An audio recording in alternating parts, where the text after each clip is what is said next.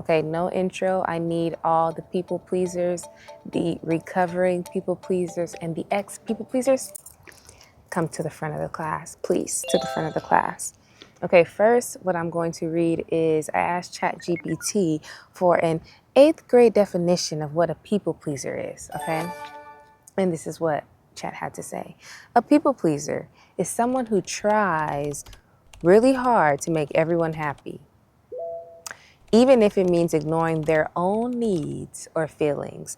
They might say yes to things they don't want to do just to avoid making others upset or disappointed. Okay, boom. People pleaser, right? So I came into a realization about myself. I came into some awareness, if you will, about myself. I would consider myself a recovering ex-people pleaser. I would say ex-people pleaser because, yeah, I ain't doing that no more. We ain't doing that no more, okay? And what I came to realize is that people pleasers are not rooted in any type of morals, values, or ethics, okay? People pleasers, people who are people pleasing are not rooted in morals, values, or ethics. And now, I'm just going to let you know what morals, values, and ethics are because we need to know these things. Okay, we think we know these things, but we do not know what that really means. Okay, so morals first. What are morals? Morals are a person's standards of behavior or beliefs concerning what is and is not acceptable for them to do. Okay, morals, a person's standards of behavior or beliefs concerning what is and is not acceptable for them to do. So that is your moral code, right? What is acceptable for you to do, your behaviors, right? What you believe, right? That's your standards, okay? Values. Values, a person's principles or standards of behavior, one's judgment of what is important in life. So it's a little bit similar to morals, but it's also a little bit different. Let's read it again. Values, a person's principles or standards of behavior, one's judgment of what is important in life. So what is important to you? What in life is important to you? Okay. Ethics. What are ethics, Cam? Ethics are moral principles that govern a person's behavior or the conducting of an activity. Ethics, moral principles that govern a person's behavior or the conducting of an activity, right?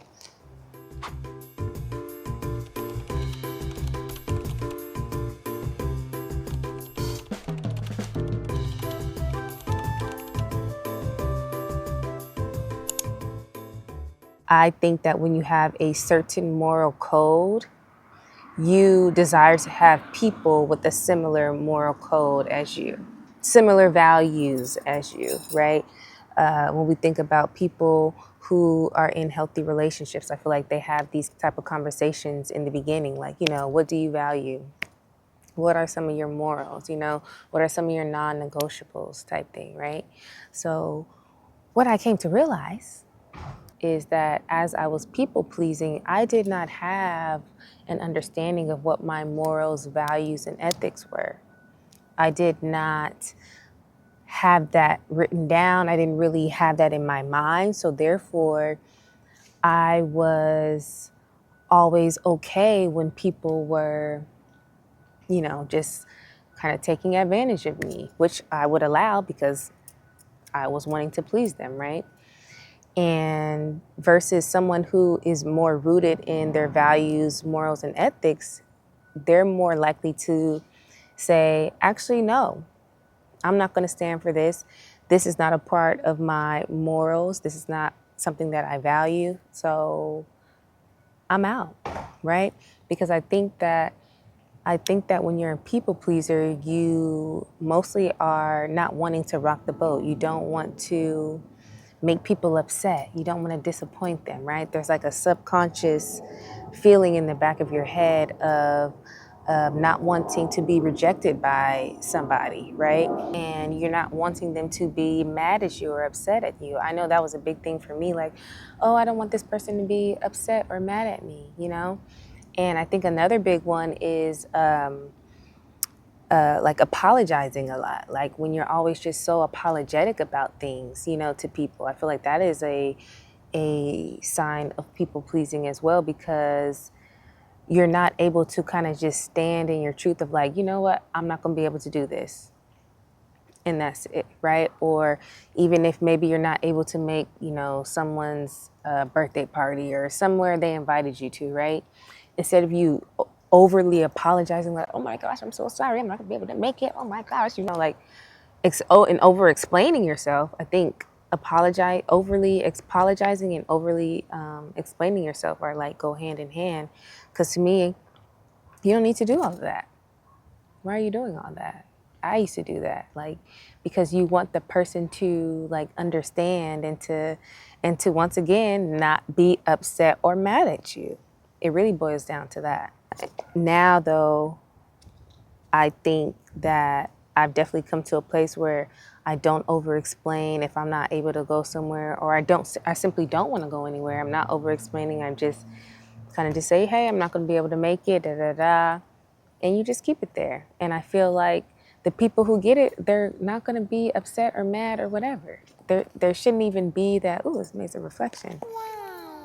I feel like that shouldn't even be in the back of your head, because I know for me, if it was turned around and if it were me and someone was telling me that they're not going to be able to make it to wherever, I'm cool.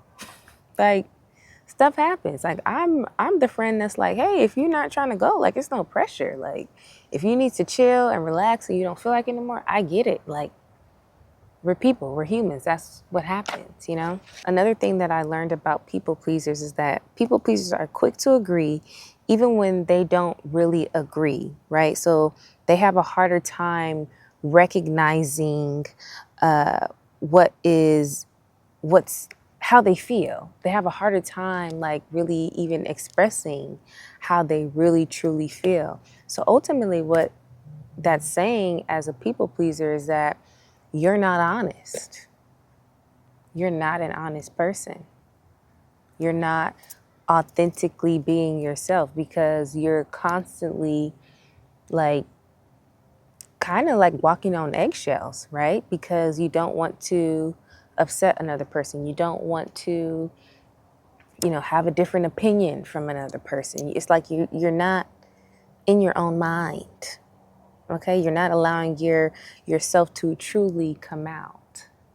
So, yeah, that was what I wanted to share about how important it is to know, just have a moral code for yourself, have some morals, have some values with the ethics, like figure out what those things are for yourself. And I feel like, and these are things that I'm still not necessarily figuring out, but still just becoming like, yeah, this is what it is, rooted in these things, you know, like writing these things down and remembering like, yeah, this is what is important to me, right? Because I feel like when you're not really aware of what those things are, you may think that you're aware of them, but you're really not standing on it. You're really not rooted in it, you know, because it's not playing out in your real life. You're still allowing certain people to be in your life who are not rooted in what you value, right? Rooted in what you really think is important.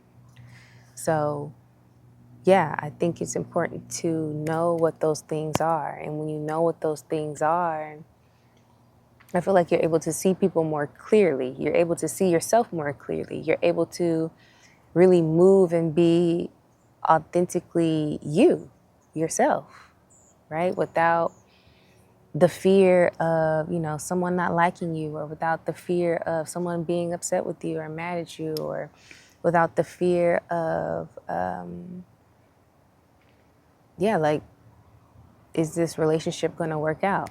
You know, you'll be able to know from the jump if the relationship's going to work out due to people's value, their value system, their moral system, like how they move. You'll be able to like clock it, I feel like, fairly quickly, right? So, you know, paying attention to people's character. So I think those are really important things to know.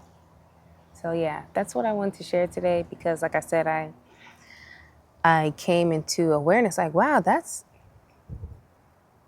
why I was people pleasing so long. Well, another reason why, you know, because I wasn't really rooted in nothing, you know. So now that I feel like I have more of an understanding of the things that I value, the things that I think are important, the things that at the end of the day, I feel like this is who I am, right?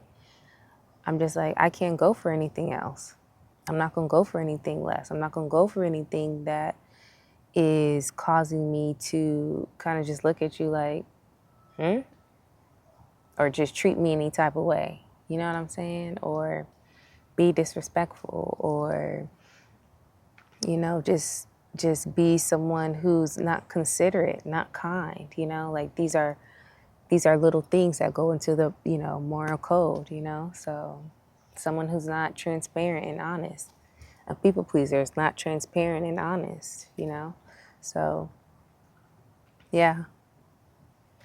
I guess I can talk about my next video about how God has brought me to a place where I can no longer not be transparent and honest, because before I was very much that person who was so afraid to speak up on how I feel. And yeah, so, but now I don't feel that way at all anymore. And I know it's nothing but God. So, and I know for a fact that I speak up for myself now because I see how I've done it in my life. And I'm like, whoa, I never would have done that. Like the old me never would have did that, especially sitting in like uncomfortability, you know, like sitting in like awkward silence or whatever. I was like, hey, we're just going to sit here and we're not going to do that. I'm not going to allow that, because I feel like when you respect yourself, when you have respect for yourself, you're not going to allow people to just disrespect you, walk all over you, treat you any type of way. You're not going to allow it. That goes back to that moral system, that moral code. When you have that, you're not going to let people play with you because you don't play about yourself. Okay? Come on. All right, that's all I had today.